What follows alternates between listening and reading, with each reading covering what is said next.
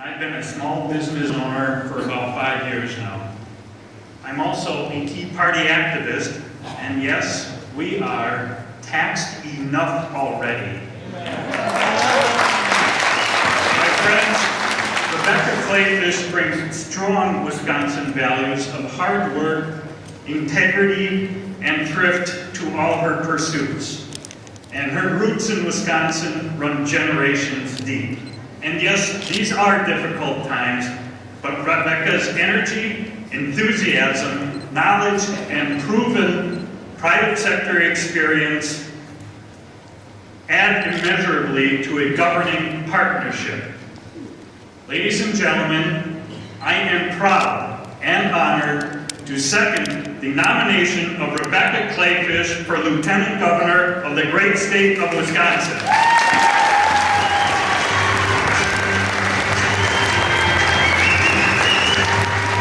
Thank you all so much. I am so delighted to be here today. Gotta take care of some housekeeping. Thank you to my home county of Waukesha. Thank you to Clark County, Vernon County, and Brown County for allowing me to speak today. Thank you very much. My name is Rebecca Kleefisch, and I want to be your Lieutenant Governor. I am running because I can't afford to watch bad Madison politicians rob my little girls of their futures. I don't want to just be a lieutenant governor. I want to be a great lieutenant governor, like Margaret Farrow. And I'll tell you what, guys, absolutely. I'll tell you what, our next governor is going to have a tough job turning things around in this state. And he's going to need a lieutenant governor by his side who can really help him.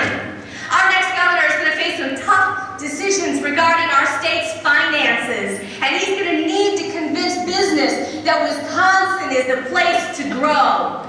He is going to need help to build public support for his agenda.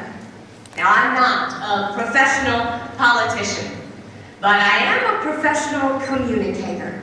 I'm a former top-rated news anchor here in southeastern Wisconsin, and you know how Scott Walker just told you that 8 years ago, he was ushered in as the original Tea Party candidate here in Wisconsin on the shoulders of a grassroots movement. The guy who held the job before Scott Walker was a scoundrel of a man named Tom Amon, the former Milwaukee County executive. And the reporter who chased that man down and demanded he answer the tough questions about why he sold taxpayers down the river was me. But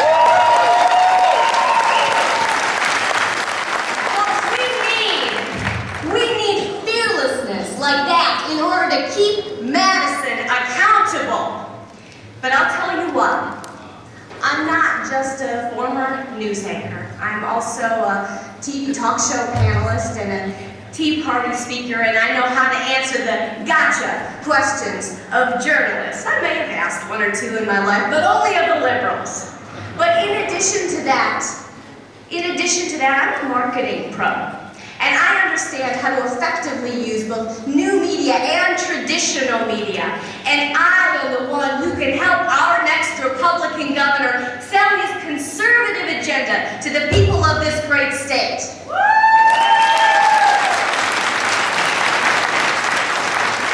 But I also have the expertise and the experience to help sell Wisconsin to job creators, to craft the compelling messages, the reasons why job creators should come to this state and stay in this state and put Wisconsin back to work again.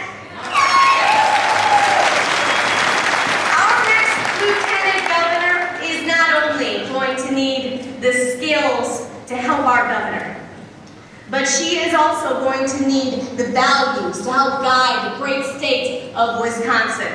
And primaries are about the direction of our future in our party.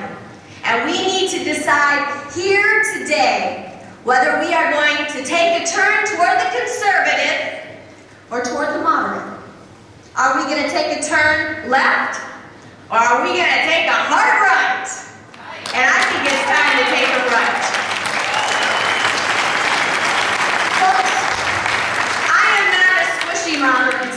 I am a real conservative, and I think we need to cut spending in Madison the same way you and I have to clip coupons at home. And as long as we're talking about cutting, I think we need to cut taxes year after year after year until they finally come in line.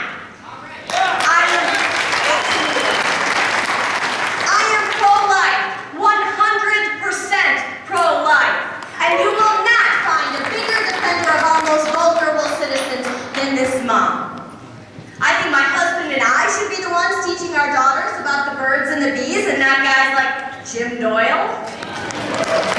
I believe marriage is between one man and one woman. And I think our founding fathers meant it when they wrote the Second Amendment. And I think they would be outraged to see how much government is controlling our lives today, making decisions for us like what dishwasher detergent we use and what additives we put in our gasoline. But I would like to see the Madison politicians start to make the tough decisions about what to cut out of the budget, so we don't have to make those tough decisions in our family budgets. And I will tell you one thing, I don't need any $800 million high-speed train to get me to work fixing Madison, because I am a mom and I have a minivan to get me there.